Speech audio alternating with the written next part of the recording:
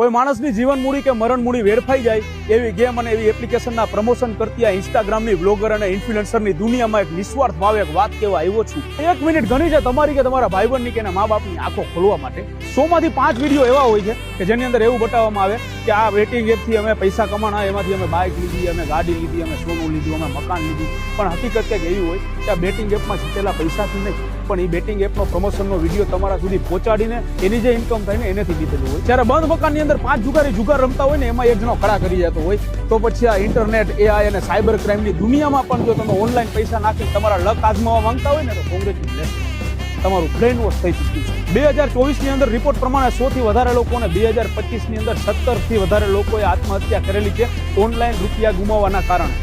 ભાઈ, પૈસા કમાવાનો કોઈ શોર્ટકટ હોતો નથી. શોર્ટકટથી આવેલા પૈસા શોર્ટકટથી જ જાય છે. અને ટેલિગ્રામની લિંકમાં જે લિંક મૂકે છે કે આ લિંકથી તમે પૈસા કમાઈ શકો છો, તો ભાઈ તમારા સુધી ન પહોંચે.